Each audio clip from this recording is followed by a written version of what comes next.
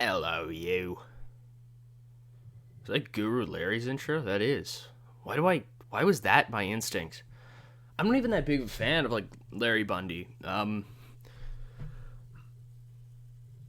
He's okay. I just, like, I'm not even sub to him, alright? I haven't watched, like, a Guru Larry video in, like, probably at least 9 months. Last one I watched was, like, things that were put in video games by developers to, like, fuck with the developer because they were, like, disgruntled. Or, ECW 103 Hardcore TV if you include this one, 3 episodes until November to Remember 1999. We're still in that Herb Brooks arena. I don't know who Herb Brooks is. Maybe we'll look it up. Maybe we'll look it up on an episode one day. Maybe we'll look it up on my phone. Where's my phone? Hold on, you'll hear it. Hey Google, who is Herb Brooks? According to Wikipedia, Herbert Paul Brooks Jr. was an American ice hockey player and coach. So he's a hockey guy. Good to know. Thanks. Yep, we're in his arena, or an arena for him. Let's do it. We got a Shane Douglas promo. He kicks it off with a really damn good rating at 87B+. As Douglas basically just talks about last week. He's like, okay, Chris, listen to me. Listen to me, you fucking son of a bitch. I'm the franchise of this company. And you're going to show me and do that. You're going to just fucking petty and be around and fucking fuck around. Do you understand, Chris, why I don't respect you now? Why I need to stop people like you from coming into this company? You're going to ruin this company. What makes this company great? Is this just a fucking immigration storyline? It definitely is. What makes this country great? This country great. Oh God, oh no. What makes this company great? Is it the wrestling? Is it the wrestlers? Or is it the idea that we all fight for something more? That's up to you. Chris Jericho is none of those things. He is not a wrestling. He sure as hell isn't a wrestler. And he sure as hell isn't more. This is a bad take. I should have restarted. That's okay. We're gonna just move. You get it. This does okay. Abyss defeats Stevie Richards in 802 by pinfall with a Black Hole Slam. Vengeance for turning him into Muppet Abyss in TNA. That's at least what I'm going with. It's 10 year earlier Vengeance. Cool. And right afterwards, 77B, we've got Percy Pringle on the mic with Abyss being all scary next to him. And basically, they kind of recall, I guess, what Tommy Dreamer said last week. You know, Percy basically says, Tommy, you want to be a big man, you want to be a hero. You've seen what Abyss does to heroes. You've seen what Abyss does to people like Stevie Richards, and from where I'm standing, you and Stevie aren't that different. If you want it, you've got it. We'll meet you there, November to Remember. So boom, another match booked in. Abyss versus Tommy Dreamer. Woo! Let's do it. We've got a backstage segment where I'm pretty sure it was the Hardys last week. It was. So the Suicide Blondes with Angelita come up to Lance Storm, Chris Candido, of course with Tori Wilson, Dawn Marie, and they're just kind of like, yeah, we should get tag title shots. And Lance Storm and Candido are like, yeah, but like, listen, we're in singles matches tonight. Lance is in the main event against Taz. I've got to fight Jerry Lynn later, me being Chris Candido. I am Chris Candido now. It's official. I'm dead. Rest in peace. But I don't know. You got to talk to Paul, because like people like the Dudleys are still like knocking on our door. They want a match again, and like the Hardys, and you like We're gonna have to sit down with Paul Heyman and just talk it out. Okay, we're just gonna have to talk it out. Well, this match is pretty decent. The 72B in a decent match. Sabu defeated Tracy Smothers in 10:30 by pinfall with a triple jump moonsault. Fun little brawl base match. I think I said it to that, didn't I? Road Agent? Yeah, wild brawl. A lot of just fun brawling stuff. Smothers, kind of that southern brawling wrestler versus Sabu's just, I'm insane. Nice burp. Afterwards, 61C. Oh no. Little Guido comes out, and he actually blindsides Sabu. And to Guido's credit, he beats Sabu down pretty bad. And you know that Little Guido was trying to rise in the ranks towards the world title. But pissing off probably the most dangerous guy on the entire roster. Yeah, that probably, like, wasn't the smartest thing. But who knows, I guess. Desperate men do desperate things, and sometimes desperate things turn into perfect happenings. And will this be a perfect happening for Little Guido? Probably not, but, you know, who knows. 85B+. As we had a Kurt Angle promo when he talks about last week, and he says, I have just gone through a terrible happening involving my own boss, Paul Heyman, and a coworker of mine, Michael Whipwreck, conspired against me to take away something that I have earned from me, and that was this television championship.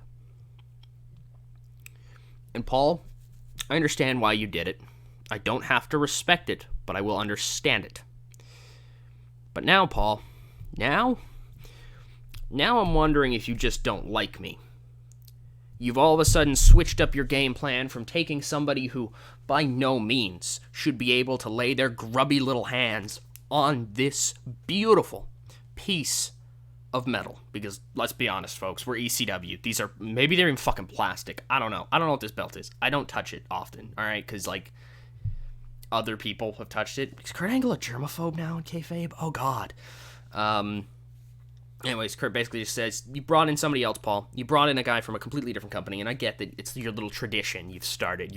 You're making memories, making traditions. That's fine. But when I send Ultimo Dragon back to Japan, I think he's from? Who even fucking knows who the fuck Ultimo Dragon is? Do I have to remind you who I am? Hi, Mr. Dragon. I'm Kurt Angle. I am the only gold medalist in the history of professional wrestling. And I'm the current, two-time, reigning, defending, living, I don't know, ECW World Television Champion. You're going to come into my company, the company that I have helped out by gracing them with my presence, and you're going to try to take this away from me. The man who I beat for this belt, Ultimo Dragon. You might know him. Taz. He's going to be fighting for the World Championship at November to Remember, the same night me and you face off. I am your superior in every way. I have beaten people who would tear your arms off. And they take that little mask. I don't know what they do with it, but it probably wouldn't be very good. Especially if you wanted to keep the mask. So, Ultimo, show up. I'll kick your ass. I'll send you packing. We'll have a laugh about it someday, maybe. We've got a match here. It's a 69C+, as in about with decent wrestling, but didn't have much heat. Jerry Lynn continues his role. He defeats Chris Candido in about 12 minutes by pinfall with a cradle pile driver. Jerry Lynn continues to rack up W's on his way to face Jushin Thunder Liger. It's looking good for Jerry right now, but Liger's a big test. Liger's going to be a big test for him.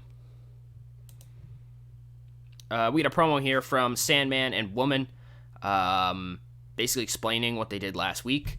Sandman and Woman basically explained that their attack on Too Cold Scorpio was, well, it wasn't entirely personal. As a matter of fact, it basically wasn't personal, but it really wasn't business either.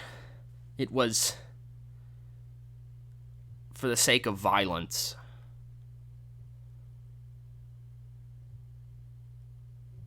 I don't know what that means. I'm not sure if they know what that means at all.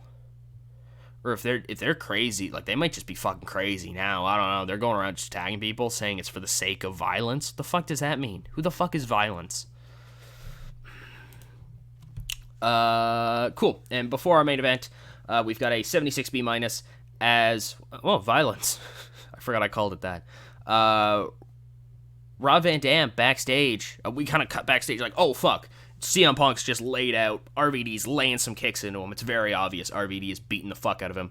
RVD says something along the lines of, like, you stick your nose in my business. This is what you get. This is what you get, you fucking punk. You want to call yourself a punk? I'm going to treat you like a fucking punk. Punk ass bitch. Daphne looks on and is like, oh, no, this is bad. Help. I don't know if Daphne's, like, an okay actor, probably, so she might actually put some emphasis into it, but who cares? Anyways, main event time. Taz versus Lance Storm. Does pretty well. 78B. This is the first time these two have actually faced off in this series, so it's interesting to try different matchups on two guys who have been on the roster for a pretty decent amount of time. And about that, great wrestling, a decent reaction of the crowd. Taz defeated Lance Storm in 16-15 by submission with the Taz mission. Taz continues to roll on, actually, and he grabs a microphone, 91A, and he gets right up close to the camera, right into the camera, and he says, Raven, I don't know you. Not overly well. We both are founding pillars of the Extreme Championship Wrestling philosophy. I get that. Oh, I get that real well.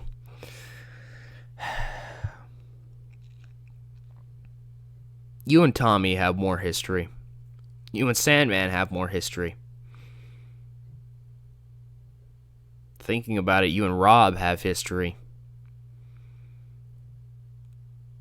I don't know about Sabu, but I do know that me and you have practically nothing.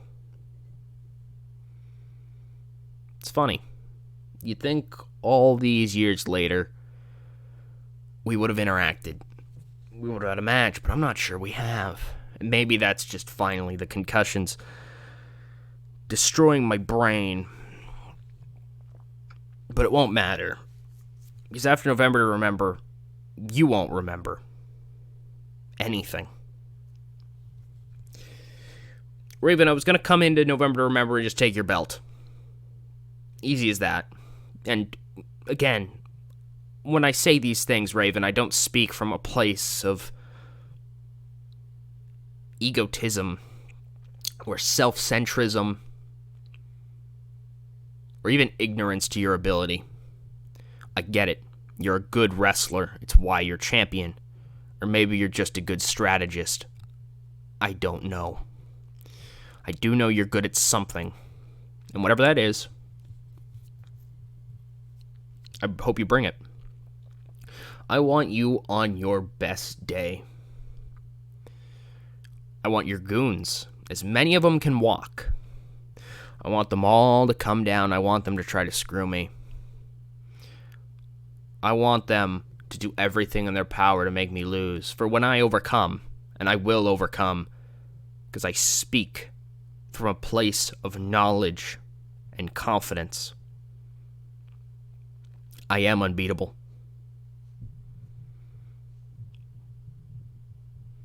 But Raven, you decided for some reason to attack me in the number one contenders match at Anarchy Rules. You decided to try to shift the dice against me, and I know why. I'd be scared too. The greatest wrecking machine in the history of professional wrestling is knocking on your door. I'm the one who knocks. I didn't mean for that to be a Breaking Bad thing, but I kind of put it in the thing, and then I guess it just kind of worked. I don't know. So open up, Raven. Let me in, buddy. And I'll be honest, in the long run, it's going to be less painful for you. Because if you try to fight, and I hope you do genuinely try to fight, because that's going to be more fun, I'm going to destroy you. I'm going to rip you limb from limb. I'm going to drop you on your neck as many times as it takes for you to not be able to walk maybe even speak, for your words are poison in the mind of others. You notice the evangelical speech that I've taken on. It's because I know what you are, Raven. You're a con man, you're a preacher, you're a priest, you're a...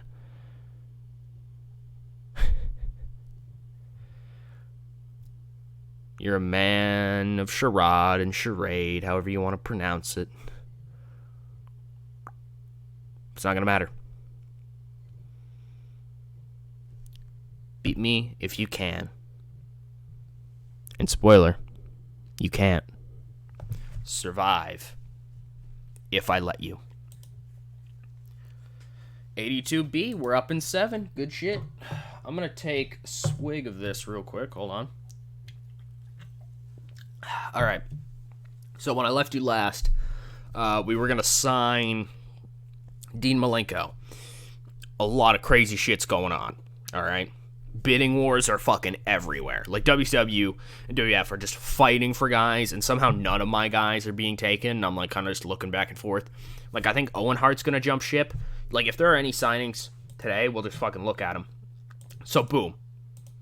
Immediately, the fucking Radicals have jumped ship. I think it's going to be all of the Radicals. I'm not sure. There was talk of... Okay, so Eddie re-upped. Eddie was the other one who was going to jump ship. So Eddie re-upped. Kurt stayed. Okay, but Benoit and Malenko jump. CML re-signed Lizmark. Because CMLL and AAA are also going back and forth for shit. It's insane, dudes. Like, okay, hold on. Who else do we get here? Iceman. I don't know what the fuck Iceman is. Okay, a lot of these guys are just like some random fun guys, I guess, a little bit.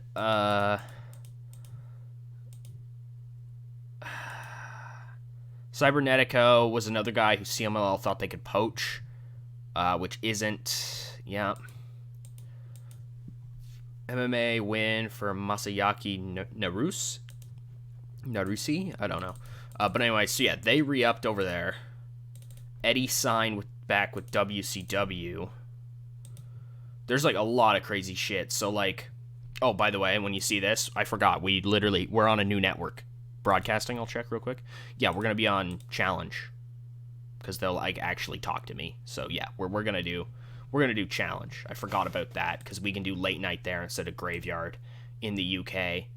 Yeah, we'll get probably, hopefully more viewers. Which would be really, really great. By the way, you can see where Liger is. And you can see how good of wrestlers Liger and Ultimo are in this database just by taking a look at some of those. Still nobody on Time Decline, which I love. We're 2 years in, and I've never seen anybody on Time Decline. You just gotta love it as a dude who books wrestling. You know what I mean? Just knowing that everybody still is at the top of their game.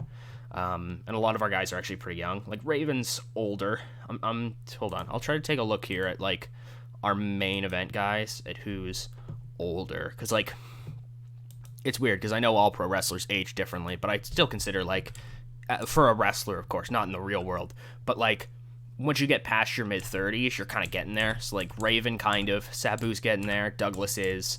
Taz has got a little while left. Dreamer's young. So, like, Dreamer and RVD are really young.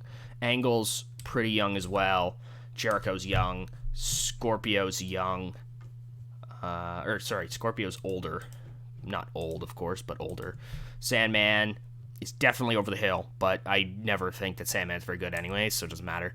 Stevie's young. Mike Awesome is getting there. Matt's very young. Lance Storm is kind of average. Credible's pretty young.